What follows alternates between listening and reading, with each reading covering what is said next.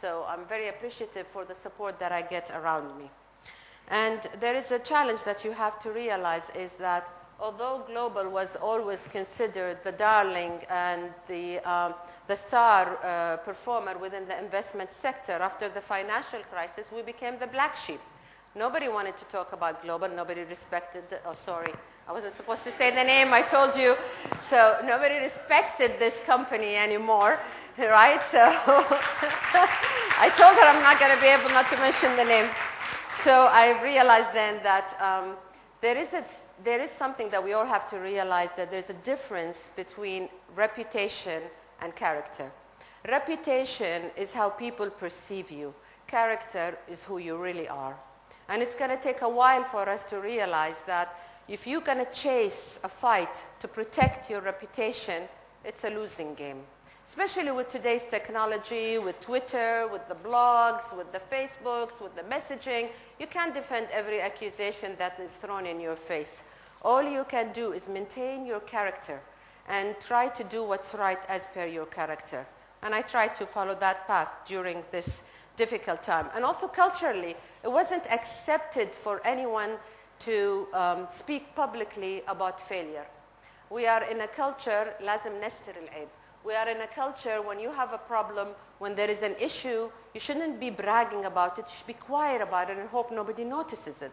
But when you are chairing a company that is listed, you have an obligation towards your shareholders, towards your employees, towards all the stakeholders that you need to be transparent.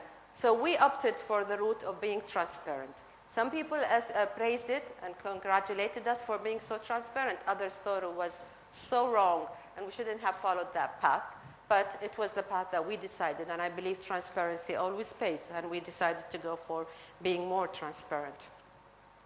Even with dealing with the media and how you're going to deal with the media, because you had two strategies. You could either react to everything they say about you, or you can just let it go and try to survive it and not think about it, or think about the rumors or the accusations that people usually throw without any evidence.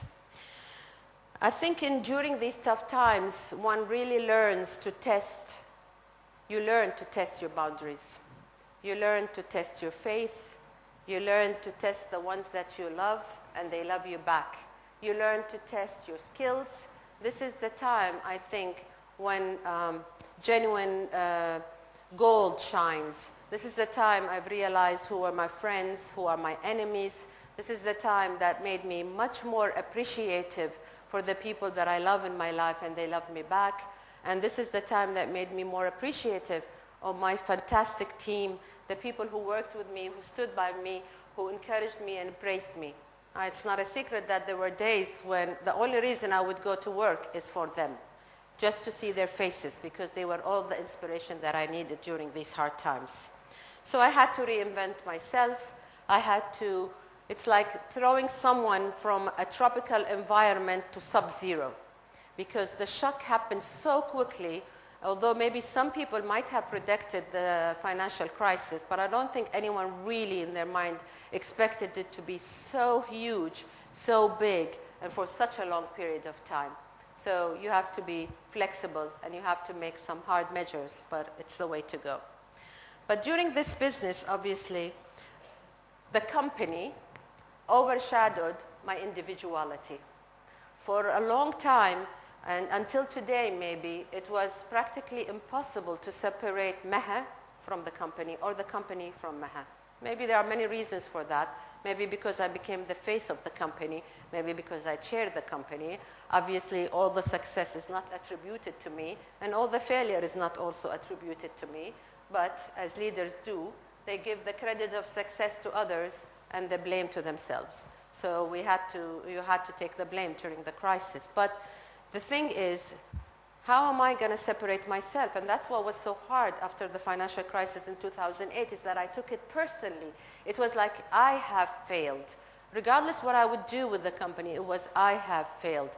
And that was a very hard time for me. And I think we all have to learn that, again, our understanding of success changes over time.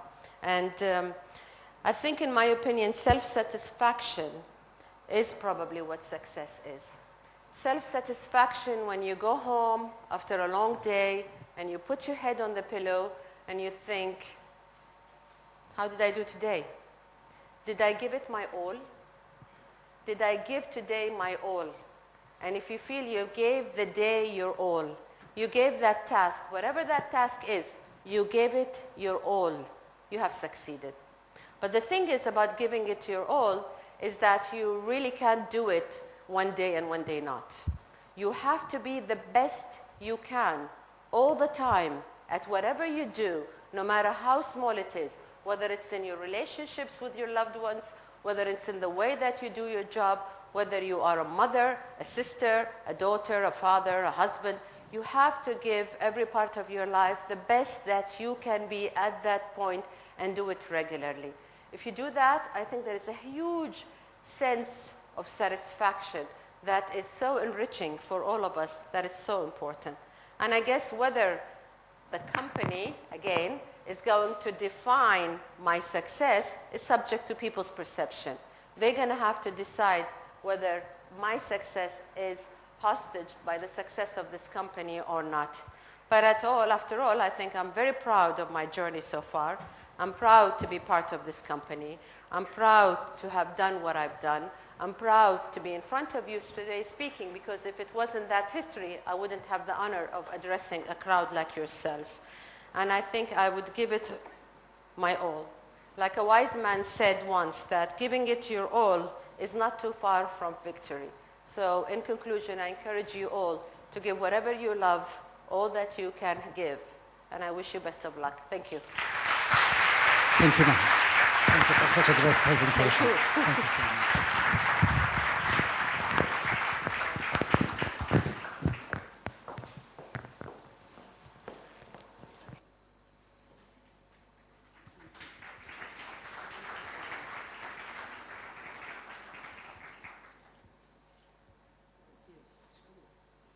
That was a great job by Maha. Thank you so much.